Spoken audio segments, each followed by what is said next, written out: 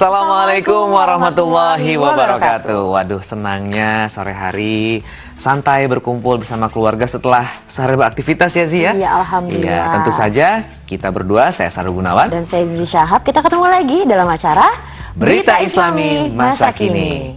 Ada berita apa Zi? Nah, ini yang pertama nih ya. Dari dulu zaman SD sampai sekarang aku selalu nanya, kenapa sih air laut itu asin? Dan belum terjawab ya? Belum terjawab, kayak biasanya sih dalam pelajaran IPA. Tapi kalau secara ilmiah dan yang pasti kita kupas tuntas dari segi Islami nih, ini sepertinya apa jawabannya ya? Apakah pandangan dari Al-Quran itu selama ini kita belum tahu ya? Betul sekali. Lebih baik kita langsung lihat beritanya. Ini dia.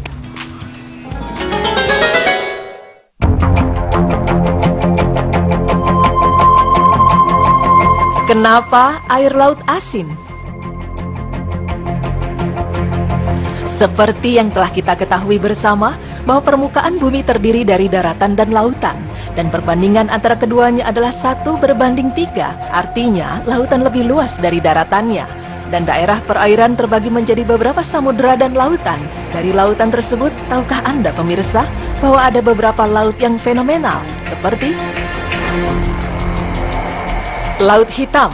Ya, Laut Hitam adalah sebuah laut dalam antara Eropa Tenggara dan Asia Kecil. Laut ini terhubungkan dengan Laut Tengah oleh Bosporus dan Laut Marmara, serta Laut Azov oleh Selat Kerch. Laut di mana armada perang Rusia yang sangat terkenal di dunia berada. Dalam ilmu angkatan laut dinamakan Laut Hitam karena lapisan hidrogen sulfidanya yang dimulai sekitar 200 meter di bawah permukaan laut, dan mendukung populasi mikroba yang unik yang menghasilkan sedimen hitam yang mungkin disebabkan oleh oksidasi anaerobik metana. Penjelasan lainnya yang menyebabkan laut ini dinamakan Laut Hitam adalah mungkin berasal dari warna perairan dalam Laut Hitam yang mengarah lebih ke utara dibandingkan dengan Laut Mediterania. Laut ini pun lebih sedikit kadar garamnya serta konsentrasi mikroalga yang jauh lebih kaya yang menyebabkan warna air menjadi gelap. Ada juga pendapat bahwa orang-orang Yunani yang memberi warna untuk arah kompas menyebutkan bahwa hitam mengacu ke utara, merah merujuk ke selatan, dan kuning adalah timur, sehingga laut yang berada di utara disebut Laut Hitam. Sedangkan bagi para pelaut Bulgaria, disebut Laut Hitam karena itu adalah laut kematian. Maka apabila berlabuh di laut tersebut dan terperangkap dalam badai, biasanya akan mati karena tidak adanya pulau-pulau bagi kapal untuk berlindung dan keganasan badai yang melanda.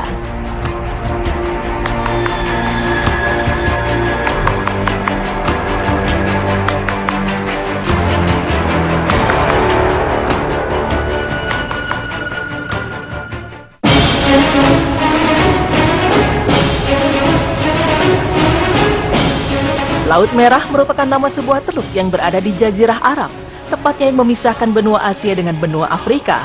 Laut Merah memiliki lebih 300 km dan panjang 1.900 km yang mempunyai titik terdalam 2.500 meter.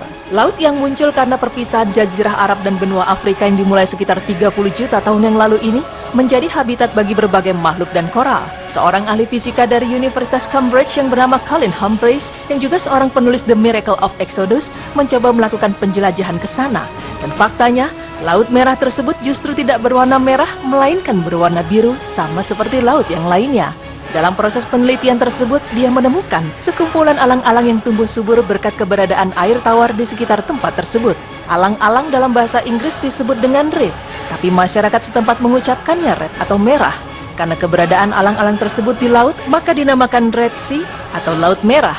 Selain itu, laut ini terkenal ke seluruh penjuru dunia, terutama bagi kita umat Islam, dikarenakan kisah Nabi Musa yang membelah Laut Merah menjadi dua, dan di tengahnya terdapat sebuah jalan untuk menyeberang saat kaumnya dikejar-kejar oleh bala tentara Fir'aun. Tapi setelah kaum Nabi Musa sampai, laut tersebut kembali seperti semula sehingga kawanan bala tentara Fir'aun tenggelam di sana.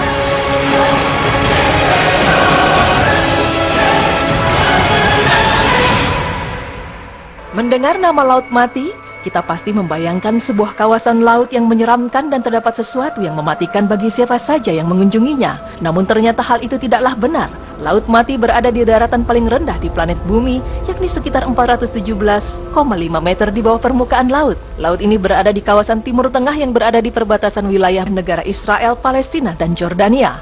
Laut ini juga merupakan laut dengan kadar garam tertinggi di dunia, karena setiap hari setidaknya 7 juta ton air lautnya menguap dan membuatnya semakin asin. Bahkan diklaim air lautnya 9 kali lebih asin dari air laut biasa. Karena kadar garamnya yang tinggi ini, hampir tidak ada binatang laut yang bisa hidup di laut tersebut, sehingga laut tersebut pun disebut laut mati.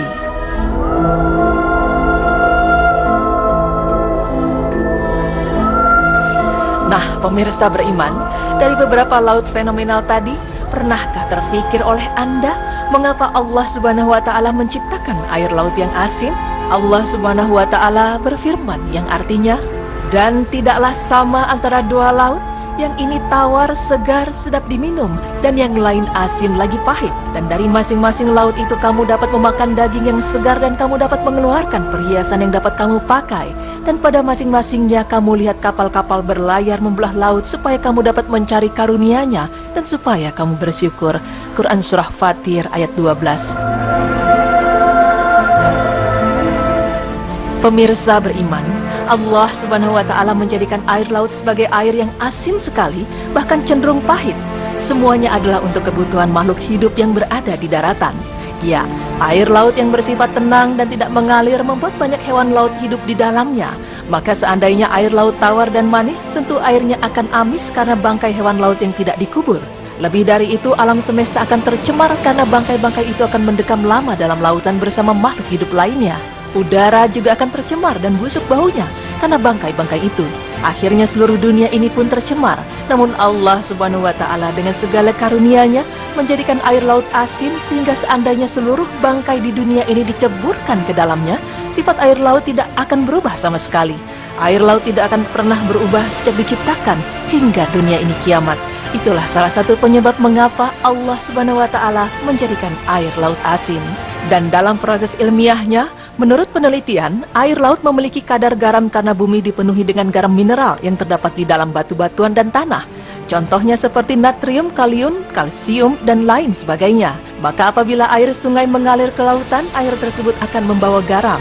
Pada saat terjadi hujan di daratan, air akan meresap dalam tanah dan sedikit demi sedikit akan keluar lagi melalui sungai-sungai dan akhirnya mencapai laut. Dan pada saat perjalanan menuju ke laut tersebut, air dari daratan juga membawa garam-garam mineral yang berasal dari sela-sela bebatuan di kerak bumi, sehingga laut dipenuhi garam-garam mineral. Seperti yang kita ketahui, laut mempunyai permukaan yang sangat luas, sehingga hal ini menjadi salah satu faktor penguapan yang cukup besar.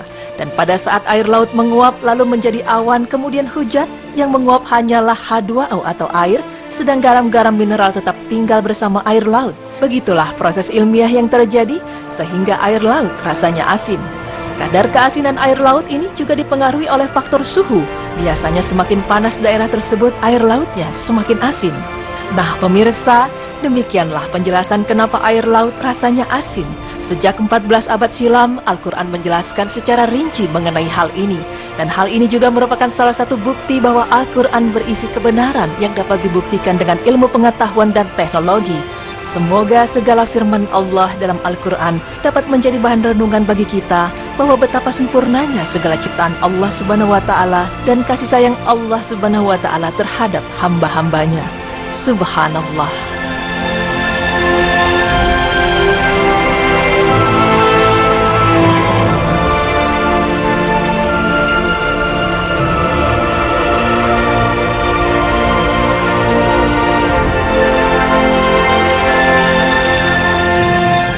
Subhanallah pemirsa, jadi memang Allah menciptakan air laut itu asin atau dipenuhi dengan garam karena kalau nanti ada hewan laut yang mati, udara tidak tercemar karena asin air lautnya. Bayangkan gitu. kalau air laut itu manis gitu ya atau tawar. Waduh pasti akan tercemar ya seluruh isi bumi.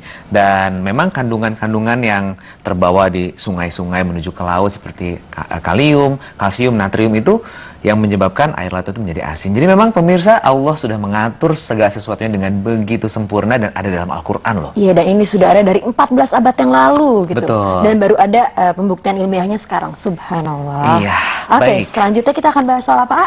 Soal harta karun. Harta karun. Jadi soal harta karunnya ada di mana atau cerita tentang harta karun ya?